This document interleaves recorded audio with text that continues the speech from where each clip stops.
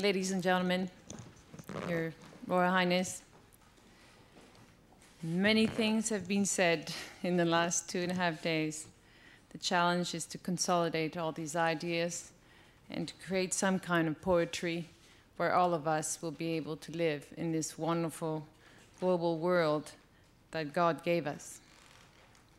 We began 3 days ago by looking at taking a broad view of our 21st century challenges, looking at geotechnology, geoeconomics, geopolitics.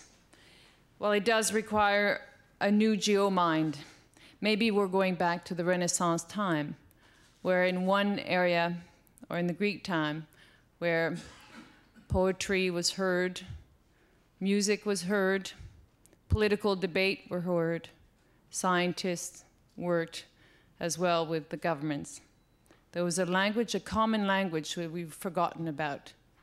How can we look at resolutions of a country if we don't look at the emotional side? How can we look at only the economic side if we don't look at the scientific parts? Nothing lives on alone with one element. It's always a composition. We should look at maybe having a dialogue like we do with our children or a corporation. Can we say that a company can only exist on finance? No, it needs the human resources plus the marketing. I think our leaders need to look at all those departments and to try to look at the harmony. Speaking about the new geo-mind, this mind will be sophisticated. It needs to balance the demands of local, national, and international. It needs to be long-term and not short-term thinking. It needs to emphasize and create.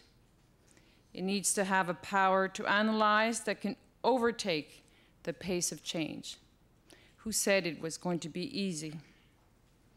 Many diverse expert voices have offered their point of view on how we build this 21st century mind.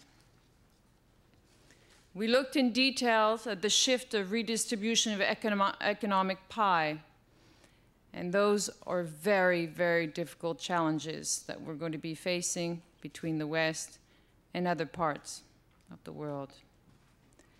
We must add creative values to end products to remain competitive.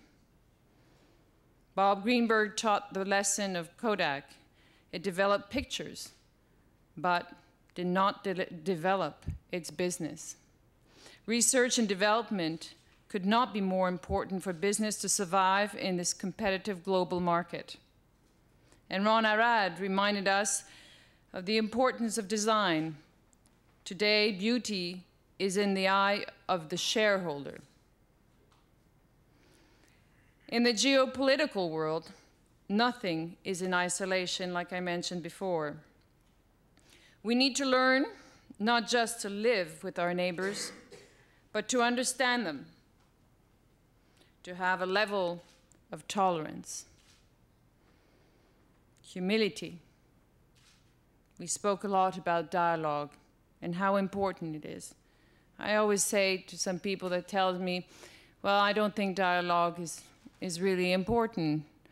Why would America have a dialogue with Syria?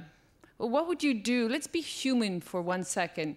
What would you do if your child had a problem with drugs?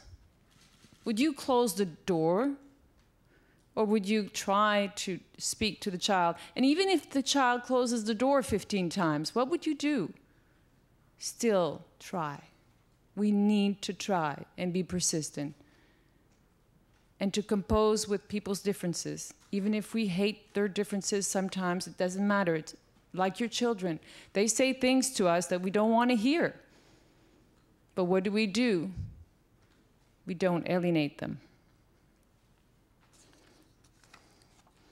Dr. Kissinger encouraged us to remember that there are no perfect leaders, and there's no perfect human being.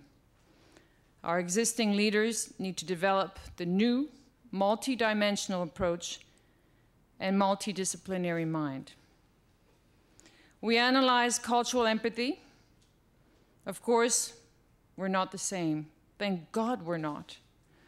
The diverse mind and experiences of the people here prove the importance of thinking across borders and across cultures. Our differences make us creative people. Imagine how boring it would be to all be the same and look the same, have the same hair, same height. His Holiness Sri Sri Ravi Shankar emphasized another dimension of thought. Our souls are directly linked with our emotion. Let us not forget that. Antoni Damasio said, you can only fight a negative emotion with something stronger. Laughter and humor can create joy in the place of sorrow. Jim Watson taught us to be curious in our thinking. It is human to create. Brad Anderson of Best Buy told us to lead by being different, and Chuck Kloss told us to create by asking the wrong questions, not merely seeking the answers to the right ones. And we talked of the internet. The internet can make a positive contribution. If we can live second lives on the internet, surely we can create games that encourage cultural understanding and enhance creativity. The democratization of knowledge of the internet can build bridges of trust and not barriers. On the educational side, Alison Richard, Vice Chancellor of Cambridge University, asked us not to learn specifics in our teaching. We need to provide our children flexible tools, not teach them to complete single tasks. Give them a broader view of our neighbors. Introduce matrix systems.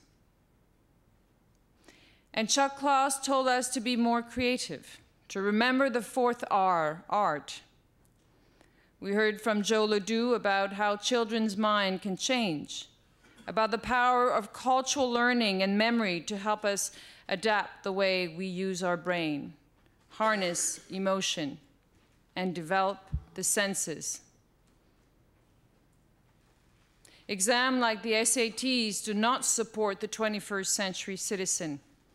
We need to have lessons in empathy and innovation alongside math and science. So what is next? We have webcast all the summit across the world. We will distribute new research and gather existing work.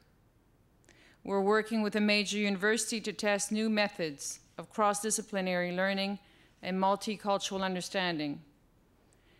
And we hope to expand that kind of knowledge on the internet. We are working with scientists, artists, and CEOs and government to develop other thoughts, and again, to distribute those thoughts on the internet. And we will be working to all of you to help us here to take forward these solutions that we spoke about.